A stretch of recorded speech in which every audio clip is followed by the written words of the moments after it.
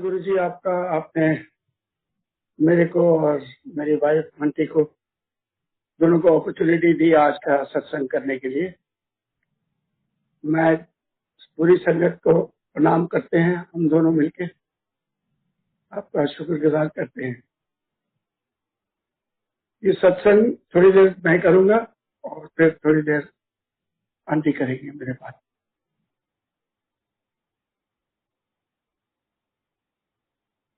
दो- 2003 में हम पहली बार गुरुजी से मिले। पहले मेरी आंटी वाइफ मिली, उनको मेरी भाभी जो पहले से जाती थी गुरुजी के पास, उनके साथ जाके 2 बार ये होके आए गुरुजी के पास। फिर उन्होंने मेरे को भी बताया, पूछा कि आप जाना चाहोगे? मैं कि हाँ जरूर जाना चाहिए। तो फिर मैं भी इनके साथ गुरुजी के पास गया। वहां जिस दिन गुरुजी के पास गए अंपायर स्टेट में, गुरुजी अपने कमरे में ही थे, अभी तक बाहर अपने सिंहासन पे नहीं आए थे। और मैं सब मत्था टेक रहे थे गुरुजी के सिंहासन को, मैंने भी टेका और बैठ के। अब मेरे से क्रॉस लेके ज्यादा देर बैठा नहीं जाता, और वहां पे संगत ज्यादा से ज्यादा इकट्ठी करने के लिए सबको थोड़ा और पीछे इकट्ठा कर रहे थे। और गुरुजी का मुझे पता नहीं था कब निकलेंगे, बाहर आएंगे। तो मैं उठ के आगे बरंडे में बैठ गया, लाते सीधी करके बैठा रहा। वहां पे गुरुजी आए, कीर्तन चल ही रहा था। बाद में लंगर का टाइम आया, मैं तो बाहर ही था। तो शिफ्ट, आपको मालूम है अंपायर स्टेट में शिफ्ट में लंगर होता था। तो पहली शिफ्ट में मेरी आंटी और साथ में मेरा बेटा, तो पहली शिफ्ट में ही इन्होंने लंगर खा लिया। और बाहर आए तो मेरे को बोलते आपने लंगर नहीं लेना? मैं क्या, नहीं अब ठीक है, कोई जरूरत नहीं लंगर। तो ये गए हाथ धो धो के। बाद में गुरुजी से आज्ञा लेने का टाइम आया, तो मुझे कहते चलो गुरुजी से आज्ञा ले लें, मत्था तो टेकते गुरुजी को। मैं क्या, टेक तो दिया था जब आए थे कुर्सी को। कहते गुरुजी नहीं थे उधर। मैं क्या, तो क्या हो गया, अगर कुर्सी को भी गुरुजी की जगह मान के मत्था टेका तो गुरुजी को मत्था टेका गया। मैं नहीं जा रहा, क्वाइट होस्टा है। तो ये गए अंदर, इनको वहां जाके गुरुजी ने बैठा दिया, बैठ जाओ कहते। मैं बाहर खड़ा टेलीफोन कर रहा था अपने घर में सेवादार को कि भाई मैंने लंगर नहीं खाया, तो मैं घर में आके खाना खाऊंगा, मेरे लिए खाने का हॉटकेस में बनवा के कुक को बोलो हॉटकेस पे रख देगा। मैं बोल ही रहा था जबकि मेरी नीस बाहर आई जो हमारे साथ गई थी, और मुझे कहती आपको गुरुजी ने बुलाया। मैंने कहा गुरुजी ने बुलाया? जरूर तुम्हारी आंटी ने बोला होगा, गुरुजी के बाहर खड़ा है। कहते नहीं, गुरुजी कहते जर्नैल कितने है, बाहर खड़ा है, बुलाओ उनको। अपने आप ही मालूम था कि मैं आया हूँ और बाहर खड़ा हूँ। मैं अंदर आया, जीन्स पहनी हुई थी, टी शर्ट पहना हुआ था, बाल कटे हुए, सिर पे पगड़ी नहीं। तो किसी भी लिहाज से मैं जनरल नहीं लग रहा था, कैजुअल ड्रेस में थे। पर जैसे ही गुरुजी को मत्था टेका, टेकने लगा तो कहते जनरल संधू? मैं कहा हाँ जी। तेरा आमट को ईगो बहुत होती है? मैं कहा नहीं गुरुजी, ईगो तो है नहीं। नहीं नहीं, ईगो बहुत होती है। और संधू ते जटा जो मरासी होंगे, बोल दे बहुत है। मैं कहा गुरुजी कैसी बातें कर रहे हैं, पर मैं क्या बोले इनको। स्माइल कर गया, चुप कर गया। मैं जोड़ रहे थे मेरे। फिर मेरे को कहते सिद्धू कुडम्स ट्विंस, उनको मुझे बता रहे थे कि उनको मालूम है कि मेरा जो दामाद है वो ट्विन है, ट्विन में से एक है, और वो अपना सिद्धू है, और सेक्टर 16 चंडीगढ़ में रहते हैं। इतना तक उन्होंने बताया। फिर कहते बैठो, बैठ गए। उस दिन से बैठे, अभी तक गुरु जी के पास ही बैठे हैं। ये तो मेरा पहले दिन का इंट्रोडक्शन था। फिर गुरु जी के पास जाने लगे, चारों दिन जाते थे। तो गुरु जी हमेशा कहते थे कि लेडीज का किंतु परंतु बड़ी जल्दी खत्म होता है। लेकिन आदमियों को टाइम लगता है, और बात भी सही है। अब मेरे को मेरे फादर जो राधा स्वामी थे उन्होंने बताया हुआ था कि गुरु को ना टेस्ट करना चाहिए कि सही है भी या नहीं। तो मैं उधर बैठे बैठे सोचा, गुरु जी से बात नहीं की, अपने मन में सोचूं अगर आप सच में सही गुरु हो तो मेरा वो 5 लाख रुपया बिल्डर के पास फंसा हुआ है, जो ना बिल्डिंग बना रहा है ना इसको क्या कहते हैं वापस कर रहा है, अब वो मेरे दिला दो, फिर मैं मान जाऊं कि आप सही गुरु। तो ये मेरे दिमाग में बात चलती थी। और उधर जाते रहे गुरु जी के पास। वहां पे जी रोज सत्संग शाम को, जब लंगर के बाद गुरु जी ने बैठा लेना, फिर किसी न किसी को बोलना चलो तुम इनको सत्संग सुनाओ। छोटे छोटे ग्रुप्स में सत्संग सुनाते थे। तो वो सत्संग 3 4 दिन 5 दिन हफ्ता सुन के मेरे अपने आप ही दिमाग पे ख्याल आया कि भाई तूने क्या मांग लिया गुरु जी से 5 लाख रुपए। तो गुरु जी तो तेरे को पौजल पार करा के ऊपर मतलब कल्याण करवा सकते हैं, ऊपर वापस आने की जरूरत नहीं पड़ेगी इस दुनिया में। तूने क्या मांग लिया? फिर मैं वहां बैठे बैठे अपने मन में कि गुरु जी मुझे 5 लाख नहीं चाहिए, बस आप मेरे को पौजल पार करा देना। तो यही मेरे मन में बात चलती रहती। अच्छा, दूसरी बात, इनको सबको खुशबू आती थी। गुरु पहले दिन से मेरे बेटे को, मेरी वाइफ जब भी अंदर जाते थे इनको खुशबू आती थी गुरु जी की, मेरे को नहीं आती थी। इनको अंदर घुसते ही खुशबू आती थी एम्पायर स्टेट में। जब मैं ऐसे सोचने लग गया कि मुझे 5 लाख नहीं चाहिए कुछ नहीं, फिर एक दिन मेरे को गुरु जी से संगत के बाद में शाम को रात को घर आया 1 1:30 बजे। तो फिर मैं बिस्तर में लेटे लाइट वाइट बंद करके एकदम मेरे को खुशबू आनी शुरू हुई, और बड़ी स्ट्रांग खुशबू। गुरु जी वो पहली बार खुशबू आई। गुरु जी ने अभी हम हाइंडसाइट पे देखे तो गुरु जी ने कहा चल अब ये रास्ते पे आ रहा है, इसको ब्लेसिंग दे ही देते हैं, खुशबू ब्लेसिंग। वो ही नहीं, उन्होंने मेरा पौजल भी पार करा दिया।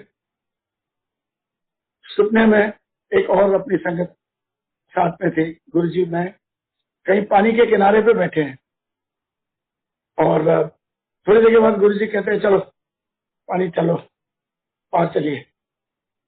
हम चले गए पानी में, पड़ा मुझे पता ना लगे, डार्क नाइट, पता ना लगे क्या समुंदर है क्या है, या इसको क्या कहते हैं दरिया है।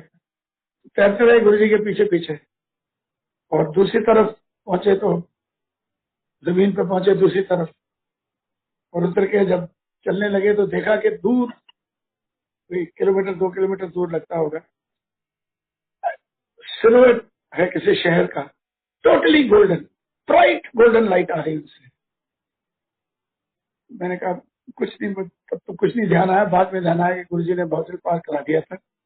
और उससे आगे फिर मेरे को याद नहीं, या तो आगे लेके नहीं गए या मेरे को उससे आगे याद नहीं। बस इतना याद है कि स्विमिंग करके पार करके आगे देखा तो दूर 1 2 किलोमीटर आगे सिलुएट, जिसमें पूरा ऐसे लग रहे थे मकान है, घर है, और टोटली गोल्डन कलर। इतना ही नहीं, वो गुरुजी ने 5 लाख रुपए भी दिलवा दिए। वो अगली बार मैं चंडीगढ़ आया तो हर बार जब भी चंडीगढ़ जाता था तो उसको बिल्डर के पास जाते थे कि भाई क्या कर रहा है तू, पैसे कब दे रहा है। तो अब की बार उसने बोला जी दे देंगे आपके पैसे, 1 हफ्ते में दे दूंगा मैं। हर बार ही ऐसे बोलता था। मैं क्या चलो एक बार और देख लेते हैं। मैं क्या ठीक है। तो 1 हफ्ते के बाद मैं कहीं साउथ इंडिया में सिकंदराबाद वगैरह कहीं गया हुआ था ड्यूटी पे, तो उसका टेलीफोन आया कि ये आपके पैसे तैयार हैं, बताओ कैसे देने हैं। मैंने कहा कितने दे रहे हो? कहता जी 5,30,000, 30,000 में आपको डैमेजेस दे रहा हूँ। Very good. मैंने कहा ठीक है, मेरा ब्रदर इन लॉ आएगा, उसको आप बैंक ड्राफ्ट बना के दे दें, वो मेरे बैंक में जमा कर। तो ऐसे गुरुजी ने किधर से निचोड़ के कैसे खड़ा के कैसे ब्लेसिंग्स दी, कैसे आगे लेके गए। पर किंतु परंतु पूरा अच्छी तरह से दूर भी हो गया। दूर दूर तो खैर पहले ही हो गया था जब मैं खुद ही कहने लग गया कि मुझे कुछ नहीं चाहिए। और हमने कभी गुरुजी से कुछ मांगा नहीं। मतलब गुरुजी से वर्बली कभी कुछ नहीं मांगा। हम जाते थे, बैठते थे, तकलीफ है जी कुछ भी थी, पर गुरुजी से कभी कुछ नहीं मांगा। और उनकी ब्लेसिंग्स हमेशा हमारे साथ रही, सबके साथ रहती है। जो भी गुरुजी का भगत बन जाता है, ब्लेसिंग्स तो गुरुजी की रहती है। उनका एक हाथ हमारे ऊपर होता है। हमारा चंडीगढ़ में क्रॉस रोड्स के ऊपर रात के टाइम जबरदस्त एक्सीडेंट हुआ। हम कार में थे, जन में, छोटी कार में, और एक साइड से क्रॉसिंग के ऊपर 60-70 किलोमीटर की स्पीड पे आके एम्बेसडर हमारी गाड़ी में लगी। इतनी लगी कि हमारी कार कोई 4-5 फुट एक तरफ को खिसक गई, स्लाइड कर गई। हम 4 लोग थे उस कार के अंदर, मैं, आंटी और एक मेरा ब्रदर इन लॉ और उसकी वाइफ। चारों में से किसी को कोई चोट नहीं लगी, कुछ नहीं हुआ। जैन का रिपेयर भी, वो जिसकी एम्बेसडर थी, गवर्नमेंट सर्वेंट थे, उन्होंने ही उसकी रिपेयर करवा दी। हमारा उस पर भी कुछ नहीं लगा। ये है गुरु जी की महिमा, उनकी दया थी। यही नहीं, इसके बाद एक बार और एक्सीडेंट हुआ, आंटी चला रहे थे।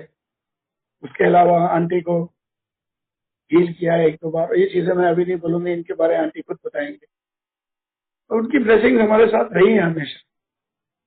हमारा घर बन रहा था, तो जब भी हम जाते थे तो गुरुजी आंटी को पूछते थे, मेरा कमरा तैयार हो गया? हम कहते, गुरुजी पूरा घर आपका है, तैयार कर रहे हैं, आपके लिए ही है। तो एक दिन गुरुजी पति के लिए आए, कॉलेज का उद्घाटन करना था। हम नहीं आए साथ, हमें नहीं लेके आए।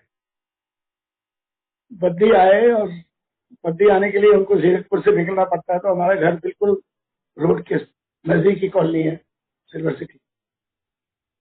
तो यहाँ से निकल के गए, वापसी भी गए, वापस इसी रास्ते से जाना था। तो अगली बार गुरुजी को मिले जाके, तो आंटी को कहते, मैं तेरा घर ब्लेस करके आ गया, खड़ा होके ब्लेस करता है। फिर मेरे को पूछते हो तेरा मंडी कौन है, फिर नेबर कौन है? मैं कहा गुरुजी वो जनरल चिल्लन है, मेडिकल कोर्ट। वो थे नहीं जितने तेरा घर बन रहा है। उनको ये पता था कि एक तरफ एक नेबर है, दूसरी तरफ कोई नहीं है। फिर मैंने उनको बताया, जी वो तो अग्रवाल जी है। इसी तरह बातें करते आंटी ने बोला, गुरुजी घर के पीछे खेत है, हमारे घर की बाउंड्री वॉल के पीछे खेत है, तो बड़ा अच्छा लगता है। तो स्माइल करके कहते हैं, खरीद लेने सी। साथ ही कहते, पटवारी नहीं बने। उनको ये मालूम था कि जो पीछे हमारे घर के साथ लगता खेत है, हमने एक खेत खरीदने की सोची थी, बड़ा जोर लगाया जिसका खेत था, लेकिन उसने बेचा नहीं। वो रिटायर्ड पटवारी था, उसने नहीं बेचा। तो गुरुजी को ये भी मालूम था कि पटवारी माना नहीं बेचने के लिए। ऐसे गुरुजी कॉन्फिडेंस भी देते थे और आपका ध्यान भी रखते थे। अब यही बात मैं आपको बताना चाहता हूँ, थोड़ा सा आगे जाके। गुरुजी के समाधि लेने के बाद हम चंडीगढ़ आए, घर तकरीबन बन ही गया था घर। छोटा मोटा पेंटिंग का काम चल रहा था, वो खत्म हो गया था, बल्कि सब कुछ घर पूरा तैयार हो गया था जब गुरुजी ने समाधि ली। और लेकिन क्योंकि गुरुजी ने समाधि ले ली, तो मेरे जो मिस्त्री थे बारी बारी आए, इनको पता लगा, क्योंकि मैं उनको गुरुजी के बारे में बताता रहता था। वो आके अफसोस करने आते थे। जो पेंटर था वो मुसलमान था, वो मेरे को कहता, जी आपके गुरुजी बहुत महान आदमी। मैंने कहा, भाई तुम तो गुरुजी को मिले ही नहीं। कहता, मिला हूँ जी। हमने कहा, तुम कैसे मिल गए? कहते, जी आपके घर में मैंने फोटो देखी है, और गुरुजी यहाँ आए थे जब हम पेंटिंग कर रहे थे जिन दिनों। ये वही टाइम है जब वो गुरुजी बद्दी से आए।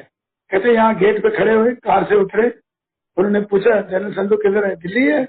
हमने कहा, हाँ जी। कहते, अच्छा ठीक। और फिर बैठ के चले गए। ये है हमारे गुरुजी।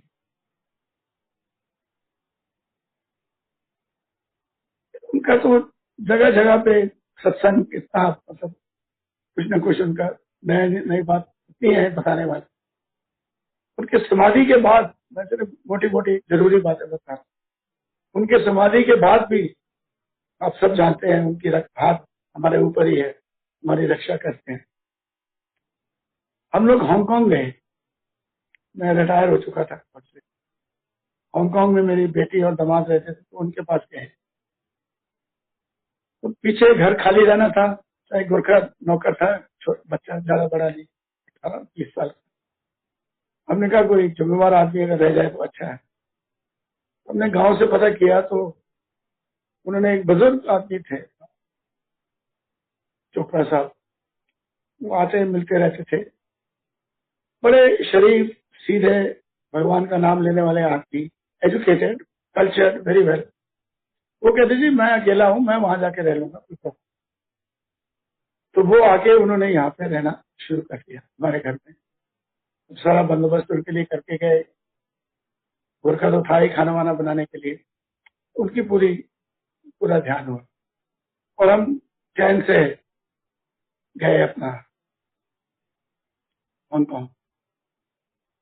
तो 10-12 दिन के बाद जो मेरा गोरखा था, उसके फादर ने, उसका मेरे पास टेलीफोन नंबर था, उसकी मैसेज आई, SMS, कि जी आपके सर्वेंट को पुलिस पकड़ के ले गई।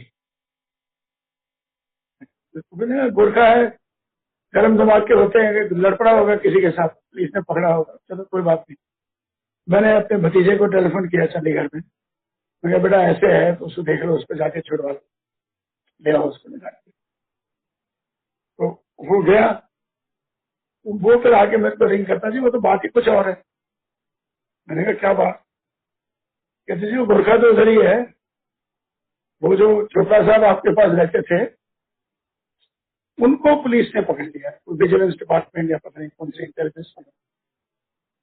और वो कहते हैं कि इनका टेररिस्ट के टाइम में, टेररिस्ट, पंजाब टेररिस्ट के टाइम, टेररिज्म के टाइम में इनका उनके साथ संबंध था, तो वो इनको उठा के ले गए। मेरे को नंबर दे गए थे गोरखे को, कि साहब को बता देना, इस नंबर से कुछ पूछना तो पूछ लेंगे। मेरे तो पैर के नीचे से जमीन निकल गई। मैंने कहा यार, हम 3 स्टेटों में, पंजाब, कश्मीर, असम, 3 स्टेटों में हम अतवादियों के साथ लड़े हैं, उनके साथ जान पे बाजी लगाई है, और हमारे ही घर में टेररिस्ट पकड़ा जाए या टेररिस्ट का सपोर्टर पकड़ा जाए। मैं कही ये तो बहुत गड़बड़ हो जाएगी। और प्लस कल को अखबार में, न्यूज में, टीवी पे कि जनरल साहब के घर में टेररिस्ट पकड़ा गया, जनरल साहब का लिंक है टेररिस्ट के साथ। और गुरु जी के आगे हाथ जोड़ दिया हमने। तो साहब देखते ही स्वरूप उनका रहता ही था। लेकिन गुरु जी ये क्या हो गया? अरे हम कुछ करते रहे हैं और ये तो हमारे सारे किए कराए पे पानी फिर रहा है। क्या वो इतना ही और क्या करते? गुरु जी से ये रिक्वेस्ट ही कर सकते कि देखिए गुरु जी, आपके साथ हम, आपके टाइम में क्या हो रहा है हमारे साथ, करो। तो अगले दिन मैंने फोन किया अपने भतीजे को, मैं कहा यार पता कर उसका क्या हो रहा है, क्या नहीं हो रहा।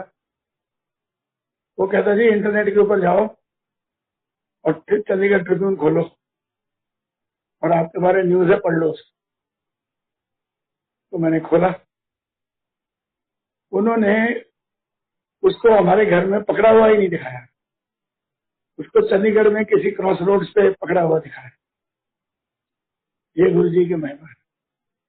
हमारा नाम ना किसी ने हमारे को पूछा उसके बारे में, ना कोई हमारी पूछताछ हुई। मैं अपना पूरा 1 महीना वहां रह के हम लोग वापस आए, किसी ने ना टेलीफोन किया, ना आने के बाद किसी ने कुछ पूछा। उनको पकड़ के ले गए थे, वो और बात है, वो भी बाद में बरी हो गए 4-6 महीने में। लेकिन हमारे को किसी ने कुछ नहीं पूछा, ना हमारे पास कोई आया। ये इतनी बड़ी चीज हो जाए और आपको कुछ ना हो, कौन करा सकता है? सिर्फ शिव जी करा सकते हैं, भगवान करा सकते हैं। क्या आपके घर से पकड़ा जाए और आपके ऊपर कोई पूछताछ नहीं हो, कुछ भी ना। गुरु जी हमेशा अपनी संगत का पूरा ध्यान रखते थे। आप सब जानते हैं, पुरानी संगत को अच्छी तरह जानते हैं, नई संगत को भी मालूम, पूरा ध्यान रखते थे। और उनको हमेशा यही होता था कि मैं ज्यादा से ज्यादा लोगों को ब्लेस करूं, ताकि वो अपना मेरा फायदा उठा सके इस जग में अवतार लेने की। इसकी मैं मिसाल देता हूँ, क्लेयर फार्म पे जब वो फंक्शन फौजियों, उन्होंने बोला फौजियों को करने के लिए, तो जनरल कपूर साहब को जिम्मेवारी दी थी, साथ में हम बाकी फौजी साथ में मिलकर करने के लिए। तो सब कुछ कर लिया, फैसला भी कर लिया किधर करना है, केयर फार्म पे करना है, सब कुछ गुरुजी ने अप्रूव कर दिया। तारीख ना बताएं गुरुजी, हमने बड़ा पूछा तारीख के लिए, कहते बताऊंगा। फिर उन्होंने बताया वो दिन 31 मेरे ख्याल दिसंबर, जबकि रात को सुनामी आया, वो दिन बताया उन्होंने कि उस दिन सत्संग होगा। और मुझे तो ये भी बोला कि तुम नहीं आना, तुम अपने साथ में अपने ससुराल वालों को भी लेके आना। कभी कभी आते थे गुरुजी के पास, कहते उनको भी लेके आना, बहुत ब्लेसिंग मिलनी उस दिन। हम सब गए। और आपको पहले भी संगत के सत्संगों में पता लगा होगा कि उस दिन कई लोग जो बैंकॉक जा रहे थे, जहाँ पे के सुनामी का पूरा जोर था, उनको भी गुरुजी ने जाने नहीं दिया। कहते जी टिकटें खरीदी, कहते कोई बात नहीं, टिकट खरीदी नहीं जाना। तो इतना गुरुजी केयर करते थे सबका, सबको संभाल के रखे। और वो सत्संग की डेट उन्होंने इसलिए फिक्स की कि उस दिन सारे इधर होंगे और किसी को भी सुनामी के चक्कर में फंसने की जरूरत नहीं पड़ी। उस दिन में भी सत्संग हुआ केयर फार्म में, शाम को भी गुरुजी ने सबको बोला छोटे मंदिर में आना, वहां भी ऐसा। तो इस तरह गुरुजी ध्यान रखते थे हर एक चीज। हमने अमृतसर जाना था, तो हमने अपने जलंधर वाला मंदिर नहीं देखा था। तो गुरुजी ने कहा भी था उसे जाओ कभी। और ये भी हमें, जो हमारे से पहले संगत थी, उन्होंने बताया था कि गुरुजी के पूछे बगैर नहीं जाते होते, उनकी परमिशन लेके जाते हैं। तो फिर मैंने एक दिन गुरुजी को पूछा कि गुरुजी हम अमृतसर जा रहे हैं, तो हम आते जाते जलंधर वाले मंदिर में मत्था टेकना है। कहते हाँ हाँ जाओ, जरूर जाओ। और इतना ही हम गए। जिस दिन वहां गए तो सुदामा अंकल थे। सुदामा अंकल देखते कहते जनरल संधू, मैं क्या हाँ जी, पहले मिले नहीं थे हम। कहते गुरुजी का फोन आ गया था कि आप आएंगे, आइए। तो पूरा मतलब अपना सत्संग भी सुनाया, लंगर तो खैर करवाना ही था। तो ऐसे गुरुजी करते। और at the same time Guruji check भी कर देते थे अगर आप कोई गलती करो। तो यही मैं जलंधर मंदिर की बात बताता हूँ। दोबारा फिर हम एक बार अमृतसर जा रहे हैं, तो बुधवार को जा रहे थे। अभी गुरुजी तो बृहस्पति से मिलते थे, थर्सडे फ्राइडे सैटरडे संडे। बुधवार को गुरुजी से परमिशन कैसे हुई, हमने हमारा प्रोग्राम बना सोमवार, Sunday Monday Monday Monday Tuesday को प्रोग्राम बना कि जाना है, जरूरी जाना है। फिर हमने जी कोशिश की गुरुजी से परमिशन लेने की। तो जो गुरुजी के सेवादार हैं, जिनके नंबर हमारे पास थे, जैसे जोशी अंकल, सिंगला अंकल, इनको हमने टेलीफोन किया कि भाई गुरुजी से पूछ दो कि हम उनके मंदिर चले जाए, परमिशन दे दें। मैं वो कहते जी हम तो नहीं मिलते गुरुजी को सिवाय थर्सडे से पहले। तो बड़ा मैंने कहा कैसे करें, कहा चलो कोई बात नहीं, परमिशन नहीं मिली, चलते हैं। हम चले गए मंदिर जाने के लिए। जैसे ही हम जलंधर एंटर करने लगे, उसी टाइम इतनी जोर की बारिश आई, इतनी जबरदस्त बारिश आई कि वो आगे जो मेन सर्कल है जहां से जीटी रोड के लिए राइट टर्न करते हैं, वहां से जैसे ही आगे गए पानी ही पानी भरता गया। हमने जाना उधर से आगे जाके लेफ्ट टर्न करके गुरुजी के मंदिर के लिए जाना था।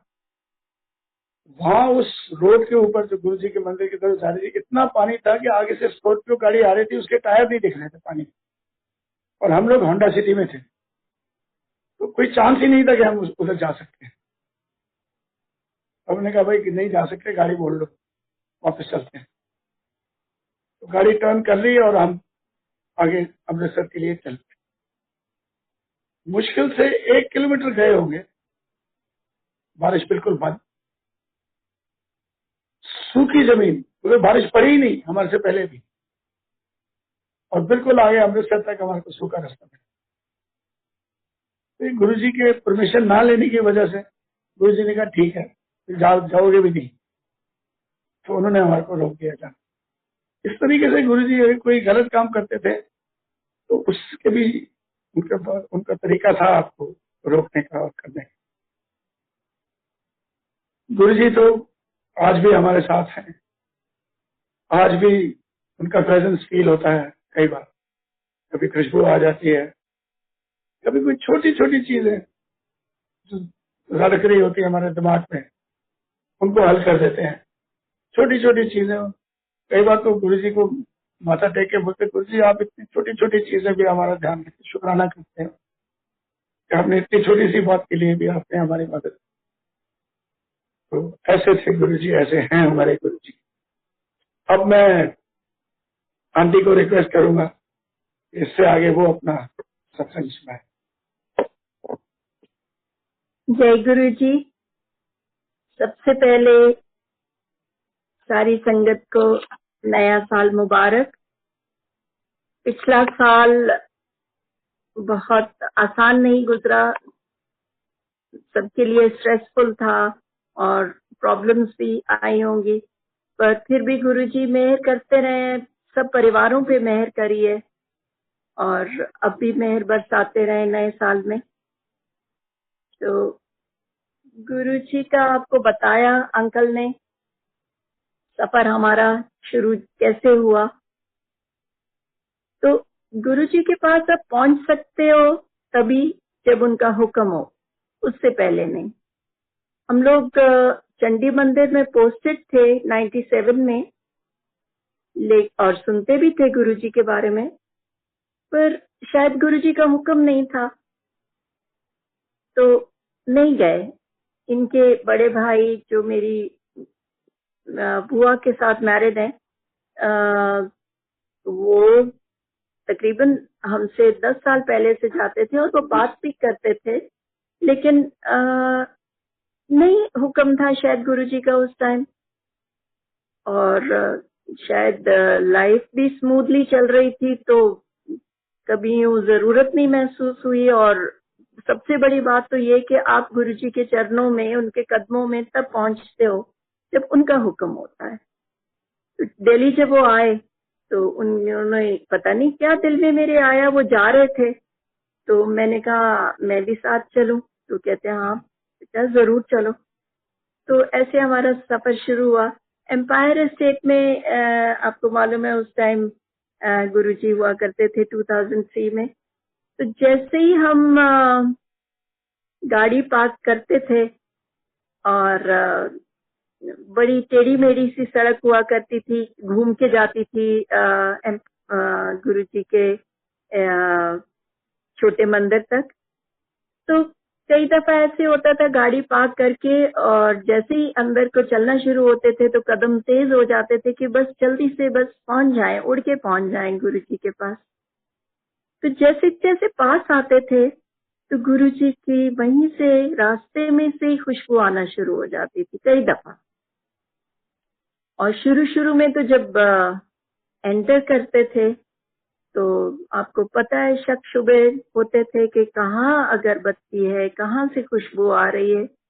अब इतनी नासमझी थी कि ये मालूम नहीं था कि ये तो गुरुजी की मेहर बरस रही है, ये कोई अगरबत्तियों की खुशबू नहीं है। तो खुशबू से मुझे याद आया कि मेहर होती रही गुरुजी की, बल्कि कपड़ों में से भी घर जाके दुपट्टे में से खुशबू आती थी, कपड़ों में से खुशबू आती थी। तो ऐसे सफर चलता रहा। तो उस रिटायरमेंट के बाद जब हम घर आ गए तो मेरे को एक बात याद आती है फ्रेग्रेंस से कि गुरुजी का छोटा सा हमने कैबिनेट बनवाया जिसमें जो हमारी ट्रेजर्स हैं, जो गुरुजी के हाथ की दी हुई ट्रेजर्स हैं, वो हमने रखी हुई हैं। तो गुरुजी हमारी खुशकिस्मती के गुरुजी ने हमको जोड़े भी दिए और अपनी फ्रेम्ड फोटोग्राफ भी दी, गुरुजी का स्वरूप दिया, फोटोग्राफ तो नहीं कहूंगी, अपना स्वरूप दिया, तो वो जो जोड़े थे उनको हम मैंने एक सिल्क के कपड़े में रैप करके रखती थी। तो उसकी सेवा जो है आज तक भी अंकल खुद करते हैं, मेरे हस्बैंड खुद करते हैं। तो एक दफा उन्होंने कहा कि ये जो कपड़ा है इसको धो लेते हैं, तो मुझे दिया उन्होंने। मैंने उसको खुद अपने हाथ से धोया और नॉर्मल डिटर्जेंट जो सर्फ होता है या उससे धोया और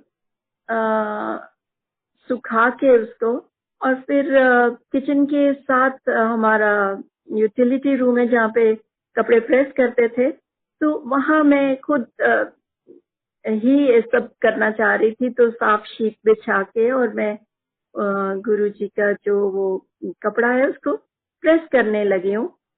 तो जैसे ही मैंने प्रेस ऊपर रखी तो इतनी जबरदस्त खुशबू, जैसे कि उसमें किसी ने परफ्यूम की बोतल ही उल्टा कर दी हो। तो मैं हैरान, आई मीन एकदम से मुझे इतना खुशी और इतनी वो हो रही।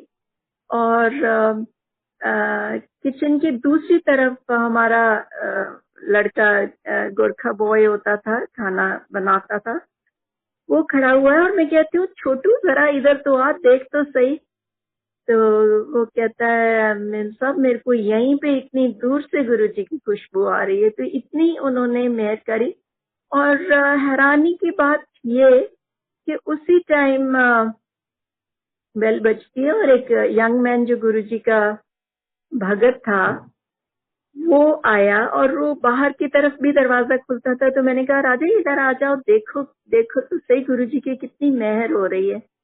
तो हमें इतनी जबरदस्त खुशबू आ रही, और वो आया तो कहता नहीं आंटी मेरे को तो बिल्कुल भी नहीं आ रही। अपेरेंटली ही वाज, वो जरा परेशान था किसी बात से, अपने बॉस से उसकी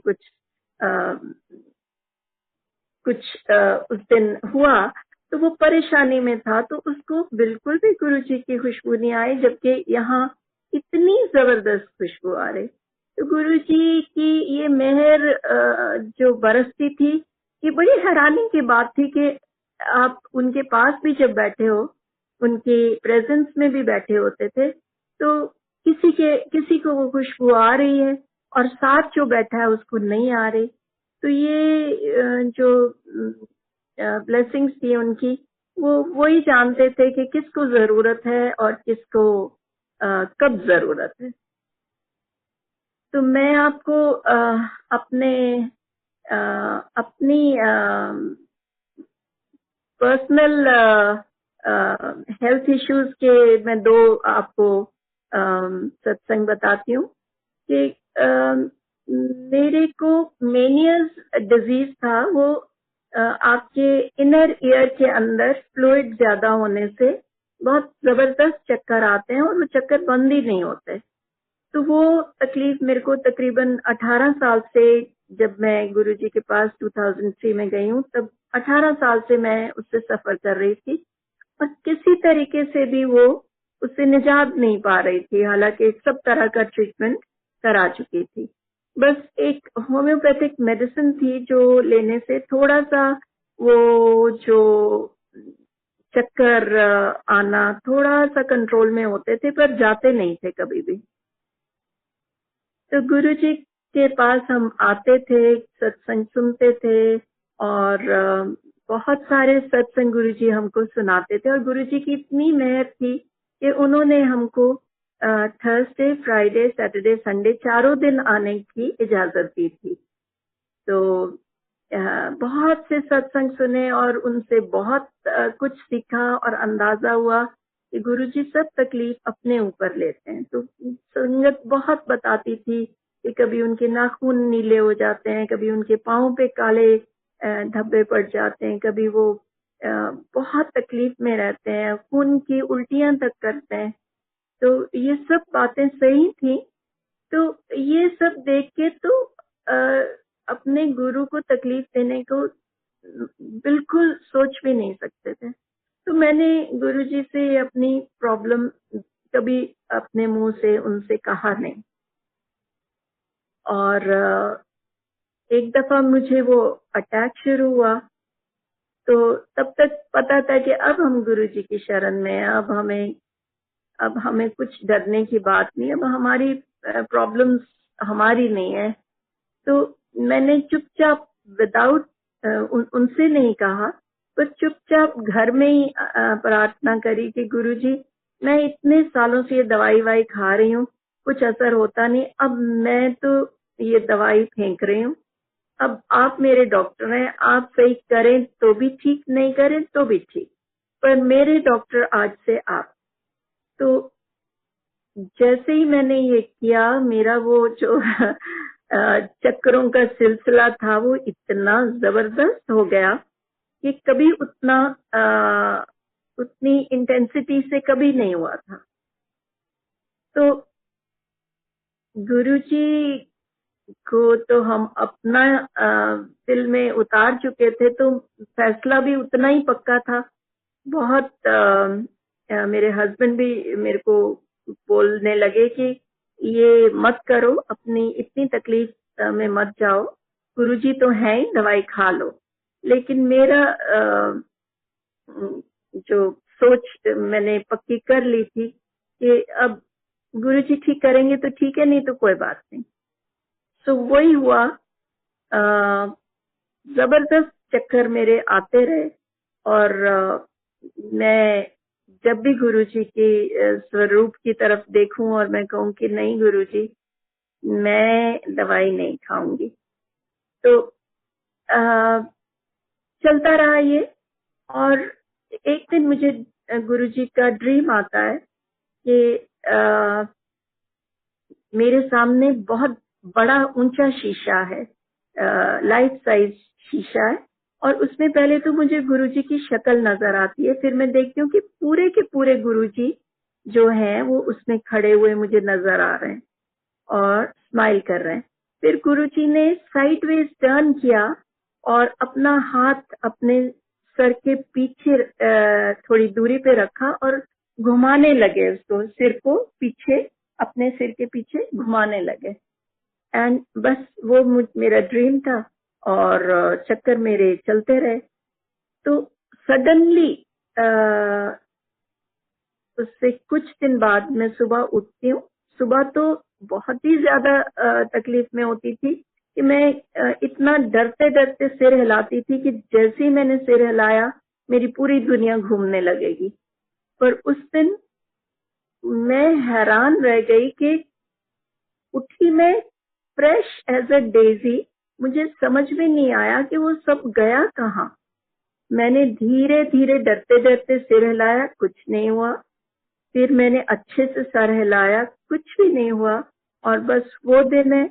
और उसके बाद गुरुजी ने इतनी मेहर कर दी, और ना मेरी गुरुजी से बात हुई, ना मैंने उनसे कहा, और देखिए कितनी मेरे ऊपर उन्होंने मेहर कर दी। तो उससे मेरे ख्याल कुछ महीने बाद मेरे को जब बैठे बैठे गुरुजी ने कहा, चल तू अपना सत्संग सुना, जो नीचे बैठे हुए थे मेरे पास। तो मैं जैसे उनको सुनाने लगी, ये मैंने देखा कि गुरुजी जब भी किसी से सत्संग सुनवाते थे ना, तो उनका पूरा इंटरेस्ट उन जो बोल रहा होता था उसमें होता था। शायद वो ब्लेस ही कर रहे होते थे, उनको भी और सुनने वालों को भी। तो गुरुजी पूरे इंटरेस्ट से बात सुनते थे। तो जब मैंने ये वाला सत्संग सुनाया और मैंने कहा, गुरुजी मैंने तो आपसे कहा भी नहीं और आपने मेरे ऊपर मेहर कर दी, तो कहते हैं अगे अगे वेखो की हुंदा है। तो वही बात है, आज तक उनकी मेहरें इतनी है हमारी लाइफ में, इतनी ज्यादा है कि उनकी प्रेजेंस हम बस घर के एक एक सदस्य मानते हैं। बच्चे, छोटे ग्रैंड चिल्ड्रन तक उनकी प्रेजेंस मानते हैं, और उनकी इतनी मेहर है कि घर में सुख शांति है और तंदुरुस्ती है, और चाहिए भी क्या, है ना। गुरुजी हमारे साथ है, हमारे सर के ऊपर उनका हाथ है, इससे ज्यादा और क्या चाहिए। ये तो सबसे बड़ी नेमत है, ब्लेसिंग है हमारे ऊपर। बल्कि जब से गुरुजी के चरणों में आए, कभी यूं महसूस ही नहीं हुआ कि हम किसी चीज से डर जाएंगे या घबरा जाएंगे।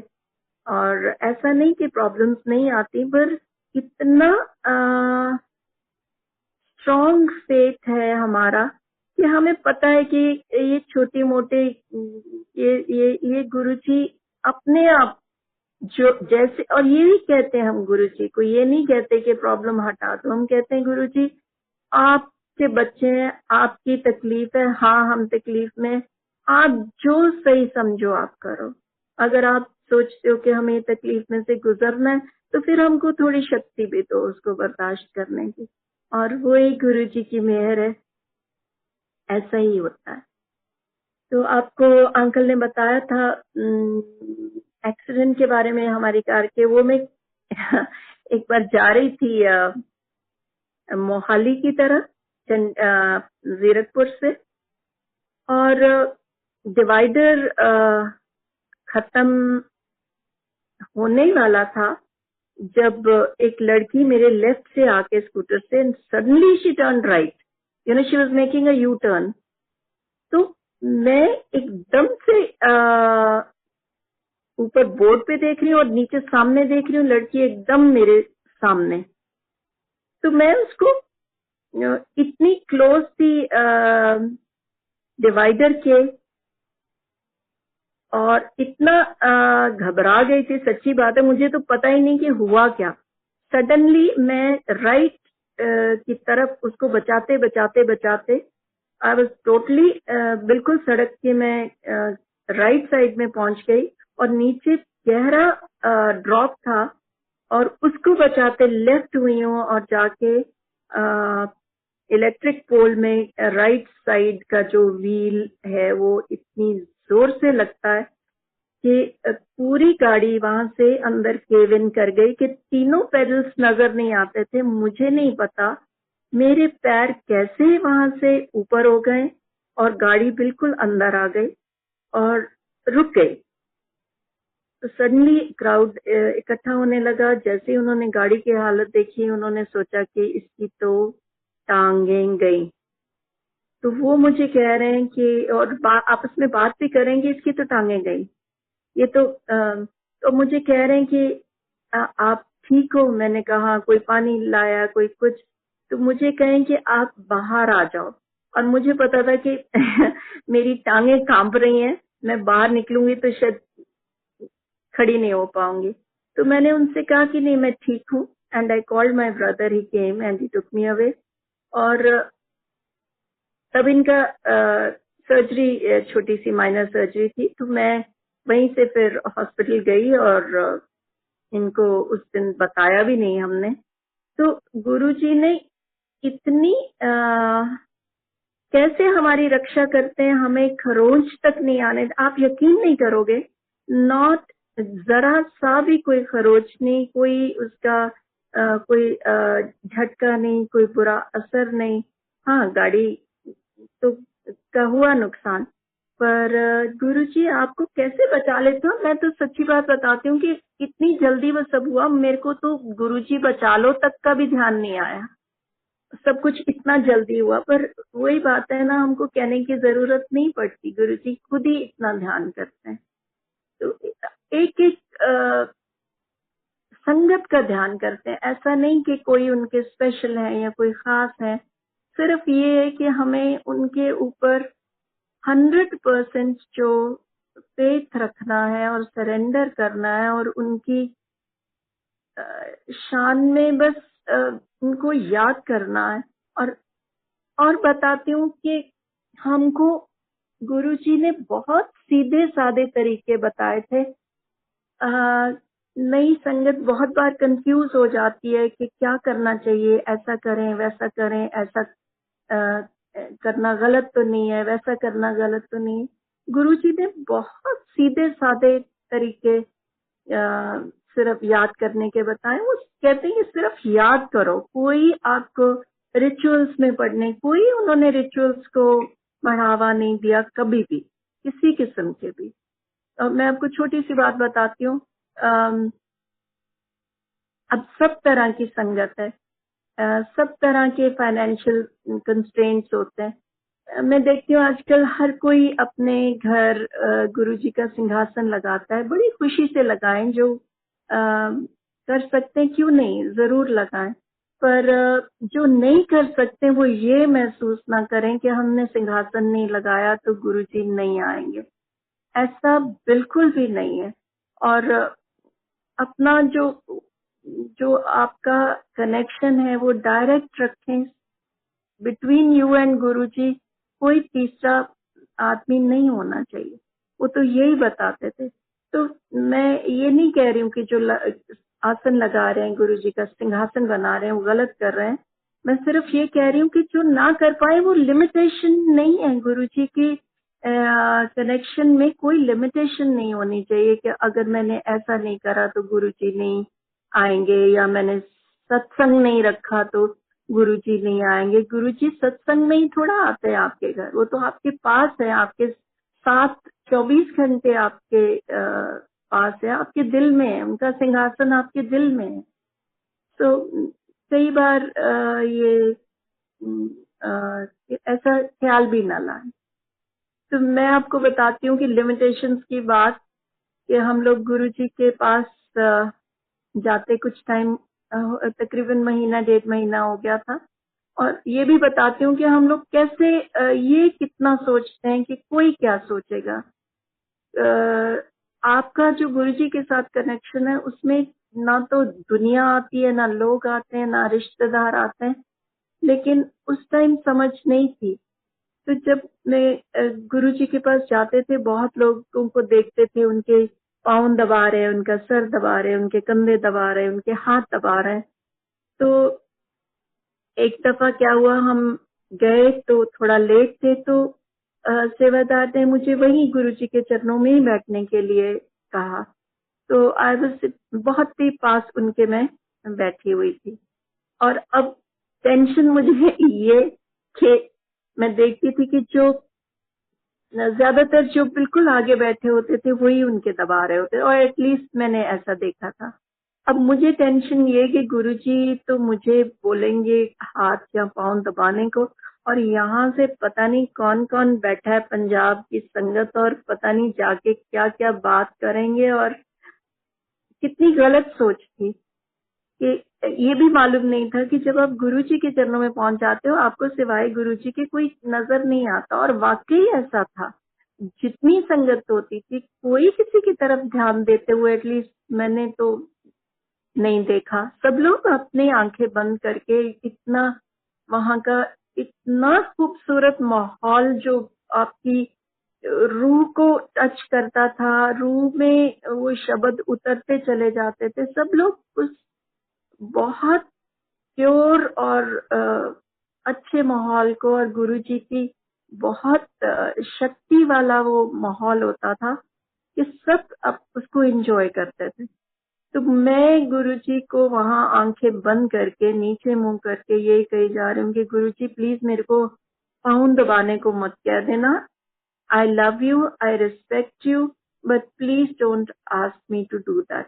और गुरुजी ने नहीं कहा मुझे। तो बाद में जब ये समझ में आया कि गुरुजी अपने पाँव ठीक कराने के लिए थोड़ा दबाते हैं, या वो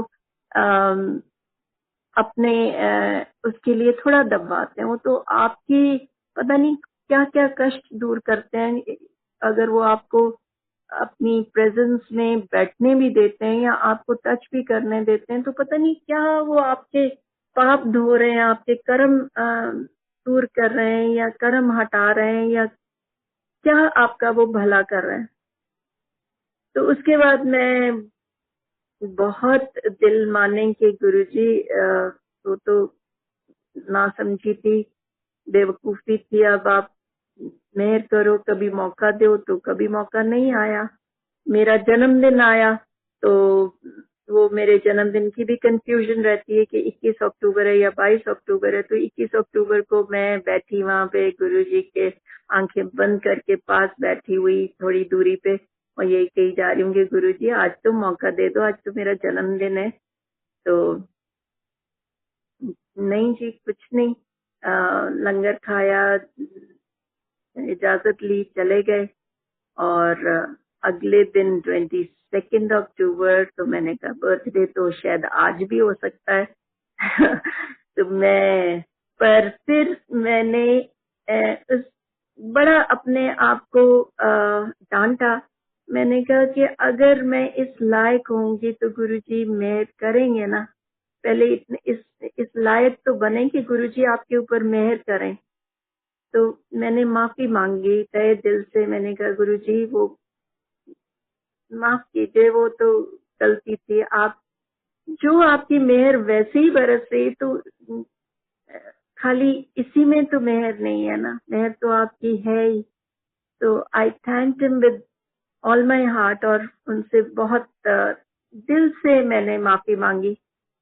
तो लंगर हुआ, लंगर के बाद आके फिर बैठ जाते थे, और छुट्टी तब होती थी जब गुरुजी का हुक्म होता था, तब हम वहां से हिलते थे। तो गुरुजी कहीं बाहर चले गए, वहां से वापस आए, आके उन्होंने अपने सिंहासन से कुशन उठा के और नीचे दीवार के साथ फेंका, और वहां बैठ के और कहते चल संधू आंटी, फिर चल पैरा दी सेवा कर।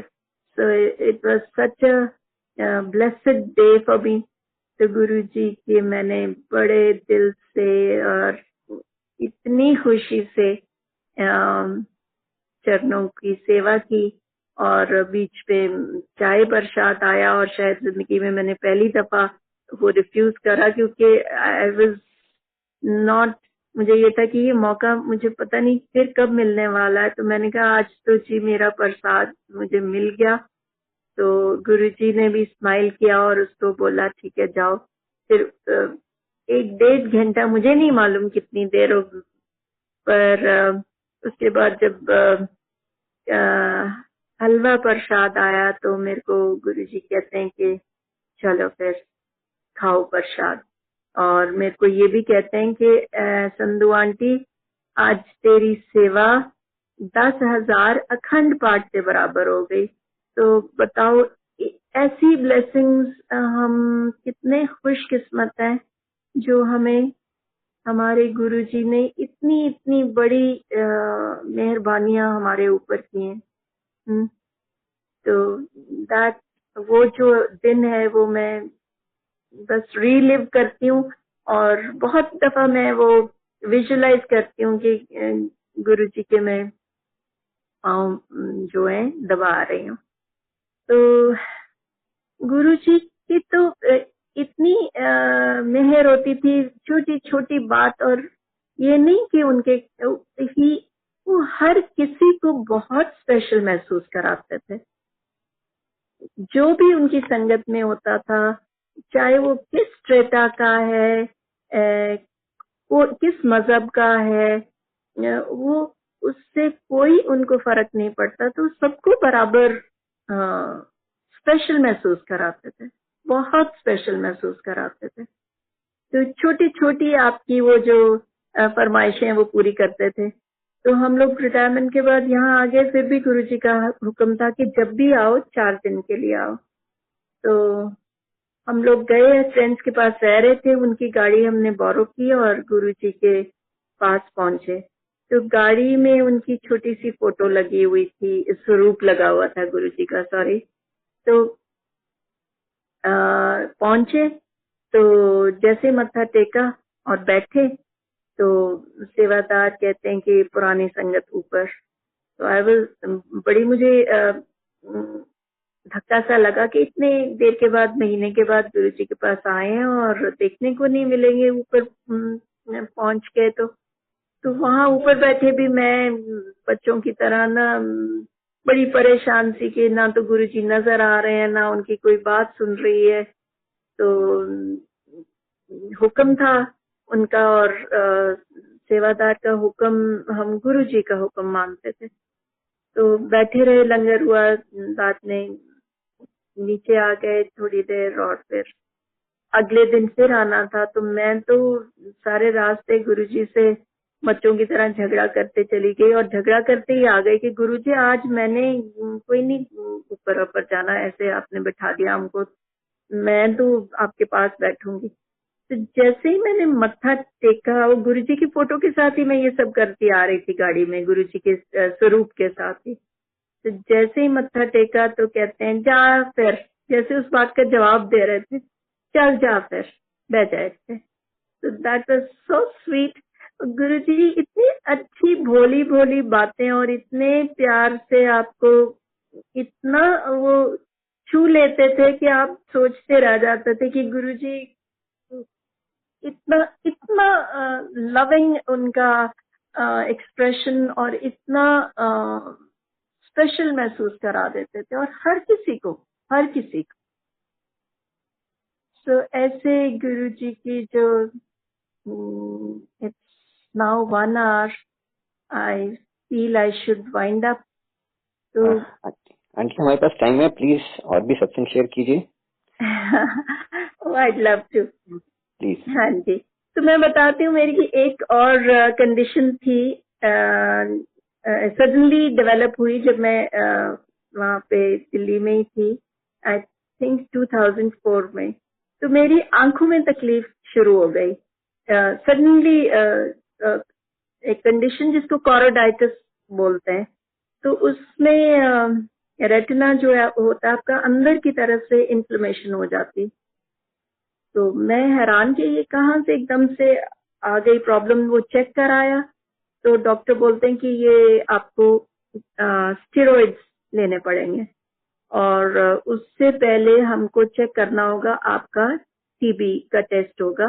तो वो जो आपके अंदर लेटेंट टीबी होती है, वो कई बार स्टेरॉइड्स लेने से वो एक्टिवेट हो जाती है। तो उन्होंने वो टीबी का टेस्ट किया, तो वो पॉजिटिव, वो उससे मुझे और परेशानी हो गई कि ये क्या suddenly out of the blue ये दो मुसीबतें कहाँ से आ गई।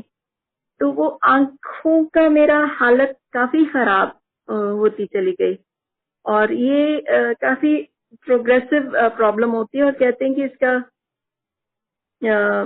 इससे ब्लाइंडनेस भी हो सकती है। तो आंखें खराब हालत में होती थी, लेकिन फिर भी गुरुजी के पास हम पहुंच जाते थे। लेकिन गुरुजी से हालांकि डर भी आता था इस हालत से, लेकिन गुरुजी से मांगने की हिम्मत या उनको बताने की हिम्मत नहीं हुई।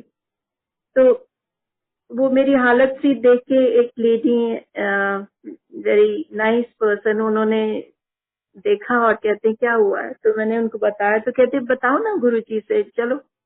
मैंने कहा नहीं, गुरुजी को नहीं बताऊंगी, गुरुजी तो कहते हैं मन्नो, मंगो नहीं मन्नो। तो उनको पता है, वो सब जानते हैं, उनसे क्या बात छुपी है। तो कहती नहीं नहीं बताओ जाके, मैं बताती हूँ। तो she went and spoke to him. तो मैं अंदर अंदर खुश भी कि चलो, यू नो, बेईमानी से बात नहीं आते, सोच लिया कि चल मैंने तो नहीं बताया गुरुजी को, पर गुरुजी तक बात पहुंच गई है। हालांकि ये भी मालूम है कि गुरुजी वैसे ही जानते हैं। तो जैसे ही जाने लगे, मैंने मत्था टेका और मैं गुरुजी की तरफ देखूं कि गुरुजी अब तो कुछ बोलेंगे, उनको पता है। तो गुरुजी चुप। गुरुजी भी करते होते हैं पूरा टेस्ट, आपको नींबू की तरह निचोड़ते हैं, बोलते हैं ना मैं नींबू की तरह निचोड़ूंगा। तो कुछ भी नहीं बोले। तो जब मैं उनकी तरफ देखी चली गई, तो उन्होंने कहा ये हिलने वाली नहीं है। तो कहते हैं हाँ ठीक है, अंदर तेरा डॉक्टर। मैंने कहा जी, वो कहता है स्टीरॉइड्स लेने पड़ेंगे और टीबी भी पॉजिटिव है। कुछ नहीं, टीबी टू बी पॉजिटिव, लिया तू अपना फिरोजपुर वाला शहद। अब गुरुजी को ये तक मालूम था कि जो मेरे पास शहद है वो मेरे पेरेंट्स के फार्म से आता है।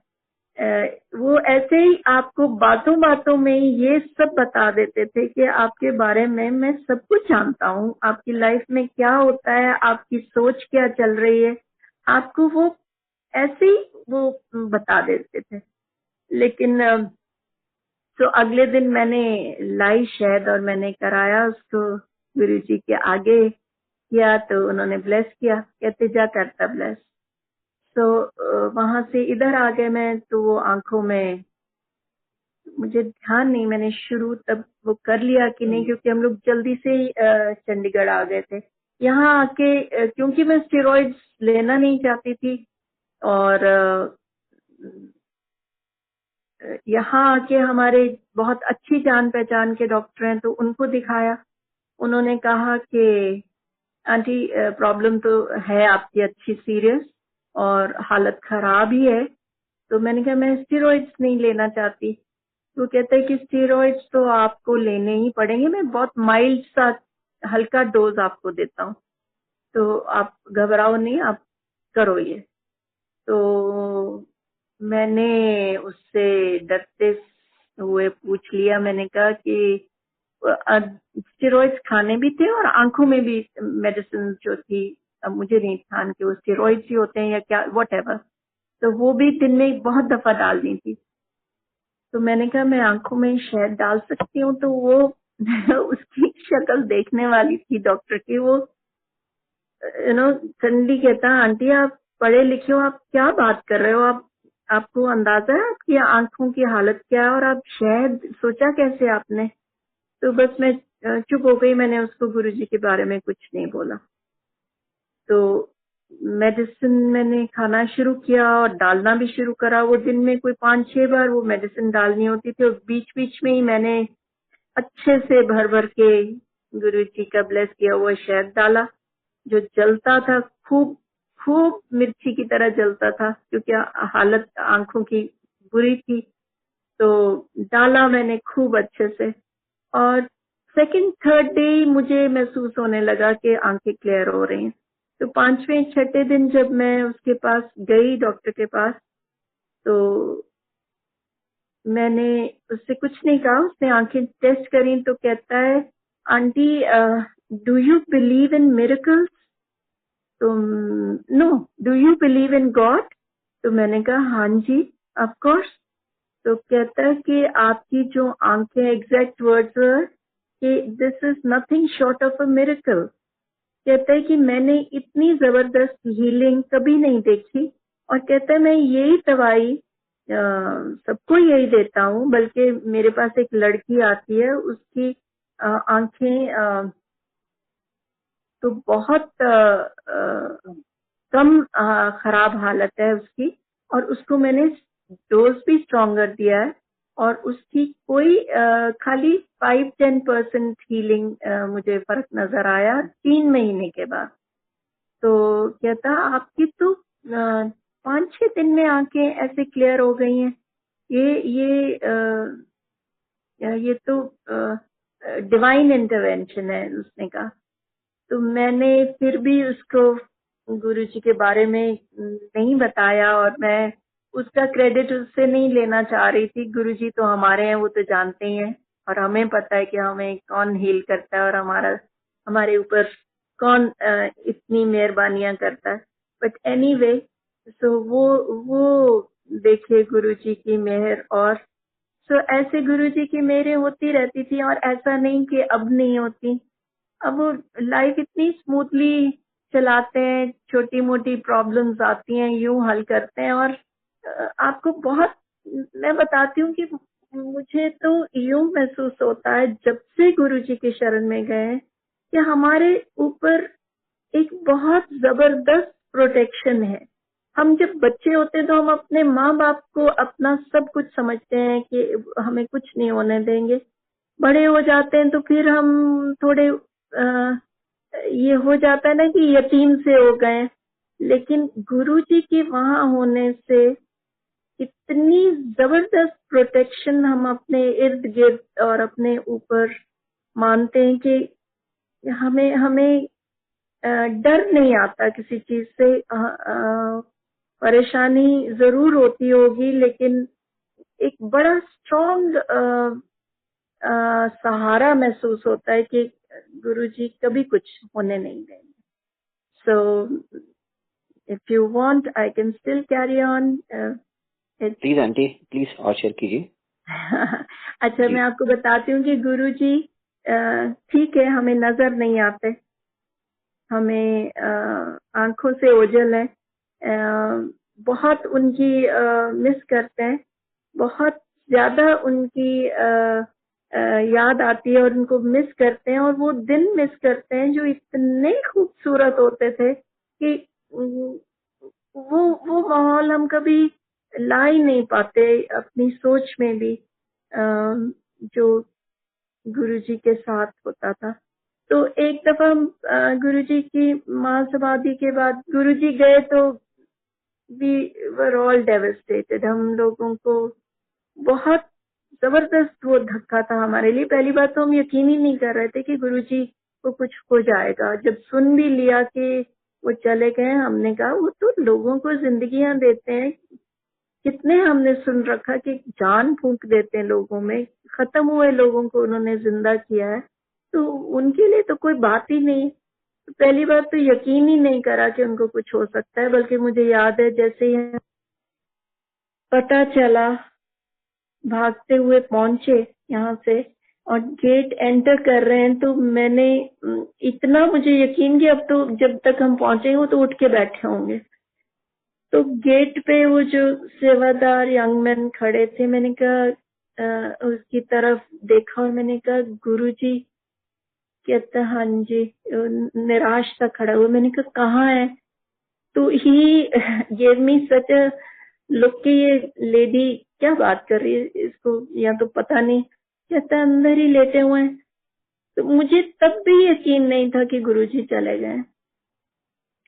तो वो बहुत बुरा टाइम था। वो जो अभी भी जो वहां पे एक शब्द जो वहां पे लगातार चल रहा था, वो मैं आज भी नहीं सुन पाती। वो आई associate that with that horrible moment कि गुरुजी नहीं है और वो शब्द चल रहा है। वो मैं आज भी नहीं सुन पाती हूँ। वो कभी कहीं सुनती हूँ तो मैं परे हो जाती हूँ या मैं चली जाती हूँ वहां से। तो गुरुजी के जाने की काफी देर बाद हम लोग गए नहीं, वहां गए ही नहीं। हमारा नहीं दिल मानता था जाने को दिल्ली। तो जब गए तो फिर हमारी एसोसिएशन जो थी एम्पायर स्टेट में हमने जाना शुरू किया था, तो हम लोग वहीं गए पहले। तो वहां गए तो कुछ लोग थे वहां, संगत थी। तो बैठे, दिल बहुत उदास, और शब्द कीर्तन चल रहे थे। और फिर लंगर हुआ। लंगर के बाद हम लोग बाहर गए और वहीं पे बैठे ये सोच रहे हैं कि हम तो गुरुजी की इजाजत के बगैर कभी गए ही नहीं थे, तो आज हमें इजाजत कौन देगा। बाहर हाथ धोने गए, वापस आके बाहर जब हाथ धोने गए तो वहाँ कुछ संगत खड़ी थी, कुछ लोग। तो उनसे बात करने लगे तो वो कहते चलो ना अंदर बैठ के सत्संग करते हैं। तो हम लोग अंदर आ गए, अंदर आके बैठ गए और सब लोग अपने सत्संग सुनाने लगे। और सडनली जो माहौल था वो मेलनकली से चेयरफुल होता चला गया, क्योंकि सब लोग अपने बड़ी खुशी के सत्संग शेयर करने लगे। कुछ बच्चों ने अपने सत्संग शेयर किए, कुछ लोगों ने करे, और सब लोग दायरा बना के बैठ गए। लेडीज अंदर वाले सर्कल में, जेंट्स बाहर। बड़ा अच्छा सा माहौल वहां, जैसे फैमिली मेंबर्स सारे नहीं बैठते हैं वैसे बैठे, और सब लोग अपने अपने खुशी के सत्संग सुनाने लगे। तो